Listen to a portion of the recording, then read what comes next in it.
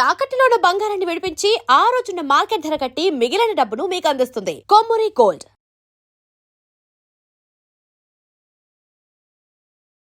నమస్తే, welcome to our channel. Game changer cinema flop వెనుక ఉన్నటువంటి అసలు నిజమేంటో తెలుసా? ఈరోజు ఈ వీడియోలో తెలుసుకుందాం. రామ్ చరణ్ శంకర్ కాంబినేషన్లో వచ్చినటువంటి దాదాపు 3 ఏళ్ల వెయిటింగ్, 100 కోట్ల బడ్జెట్, కానీ సినిమా మాత్రం డిజాస్టర్. టాలీవుడ్ హిస్టరీలోనే ఒక ఎపిక్ ఫ్లాప్గా మిగిలిపోయింది ఈ గేమ్ చేంజర్. అయితే ఈ సినిమా ఫ్లాప్ వెనుక అసలు కారణం ఏంటి? దర్శకుడు శంకర్ చేసినటువంటి మిస్టేక్స్ ఏంటి? చరణ్కి ఇమేజ్కి తగ్గట్టుగా కథ పడలేదా? వీటన్నిటిపై రీసెంట్గా జరిగినటువంటి ఒక ఇంటర్వ్యూలో నిర్మాత దిల్ రాజు ఓపెన్గా కుండబద్దలు కొట్టినట్లు కొన్ని సంచలన నిజాలు బయటపెట్టారు. 4 పాటల కోసం దాదాపుగా 77 కోట్లు ఎందుకు ఖర్చు పెట్టాల్సి వచ్చింది? ఫేక్ కలెక్షన్ పోస్టర్ల వెనుక ఉన్నటువంటి పాలిటిక్స్ ఏంటి? ఇవన్నీ తెలుసుకుందాం. ముందుగా అందరి మైండ్ బ్లాక్ చేసేటువంటి విషయం చెప్తాను.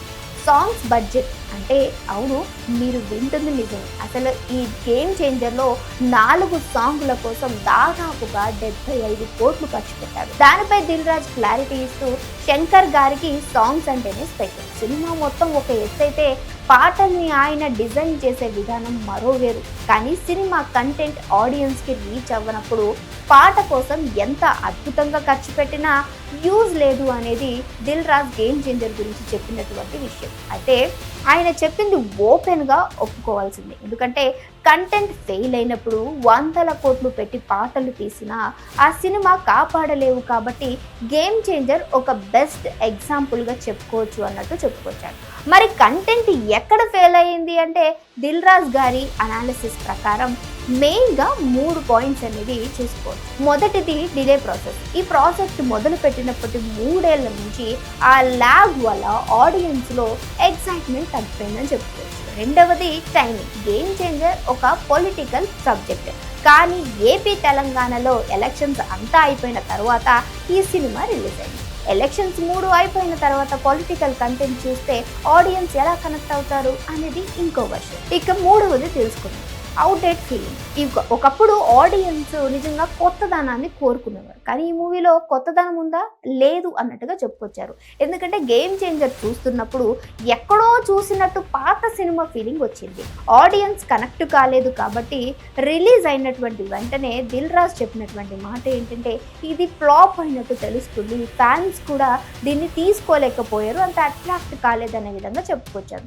ఇక ఇంటర్వ్యూలో దిల్ రాజు టచ్ చేసినటువంటి ఒక అత్యంత కాంట్రవర్షియల్ టాపిక్ ఉంది, ఫేక్ కలెక్షన్స్. ఈ మధ్య డేకి 100 కోట్లు, డే 2 200 కోట్లు అంటూ వేసుకుంటున్నటువంటి పోస్టర్లపై ఆయన తీవ్ర స్థాయిలో రియాక్ట్ అయ్యారు.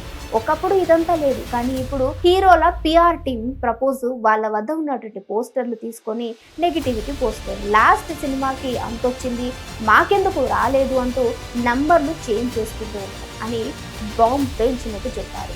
సినిమా బాగినప్పుడు డే 1 ఫేక్ పోస్టర్లు వేయడం, డే 2 థియేటర్లో ఆడియన్స్ ఉన్నట్టు చూపించడం, ఆ ఫేక్ వాక్ చూసుకొని మురిసిపోతే లాభం లేదని దిల్ రాజు అంటారు. అందుకే తన సినిమాలకు ఇకపై ప్రమోషన్స్ కోసం ఫేక్ పోస్టర్లు వేయని డిసైడెడ్గా చెప్పేశారు. అంతేకాదు సినిమా వాళ్ళ మీద జరిగేటువంటి ఇన్కమ్ ట్యాక్స్ దాదాపుగా ఈ ఫేక్ పోస్టర్ల కారణంగా బుక్స్లోనేమో ఒక లెక్క ఉంటుంది, బయట పబ్లిక్ ఏమో ఇంకో లెక్క, 100 కోట్లు 200 కోట్లు అని పోస్టర్లు వేస్తారు. మరి ఆ డబ్బులన్నీ ఎటుపోతున్నాయని ఐటీ వాళ్ళకు డౌట్ రాదా?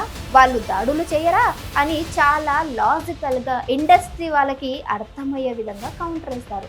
ఫేక్ కలెక్షన్స్ ఒత్తుడు అయితే సినిమా ఫ్లాప్ అయినా సరే మార్నింగ్ షో అనగానే బ్లాక్ బస్టర్ సక్సెస్ మీట్ అంటూ పెట్టుకునేటువంటి ట్రెండ్ మీద కూడా రాజు గారు సెటైర్లు వేశారు.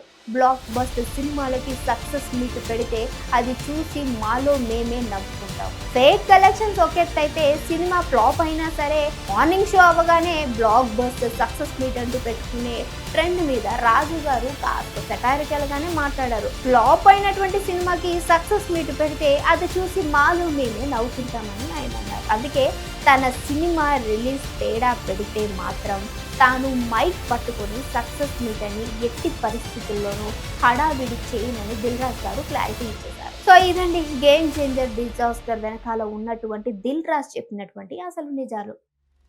రిజల్ట్ తేడా కొట్టినప్పుడు వేరే వాళ్ళ మీద నెట్టేయడం కంటే ఎక్కడ తప్పు జరిగిందో ఎందుకు ఫెయిల్ అయ్యామో అనేది చూసుకుంటే చాలా బాగుంటుంది అన్నట్టుగా దిల్ రాజు గారు ఒక క్లారిటీ లాంటిది ఇచ్చినట్టు పబ్లిక్కి తెలుస్తూ ఉంది. గ్రేట్ అని చెప్పుకోవడం కాదు, దాని వెనకాల ఉన్నటువంటి మిస్టేక్స్ని గుర్తించాలి. మరి ఫేక్ కలెక్షన్స్, టికెట్స్ రేట్లు వెనక పెంచినటువంటి దిల్ రాజు గారు చెప్పినటువంటి మాటలతో మీరు ఏకీభవిస్తారా?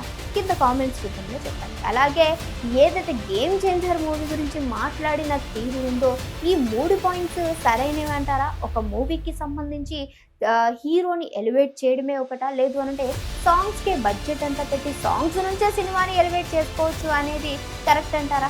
అసలు ఈ గేమ్ చేంజర్ మూవీ ఎందుకు ఫ్లాప్ అయింది అనేది చూసిన మీకు తెలుసుంటే కింద డెఫినెట్గా ఆడియన్స్ కామెంట్ చేయండి. అలానే రామ్ చరణ్ ఫ్యాన్స్ ఎవరున్నా సరే ఈ మూవీ పరంగా మీ రియల్ ఒపీనియన్ ఏంటి అనేది కామెంట్ చేయడం మర్చిపోకండి. ఇంకో వీడియోతో మళ్ళీ కలుస్తాం, చూస్తూనే ఉండండి ఆ ఛానల్.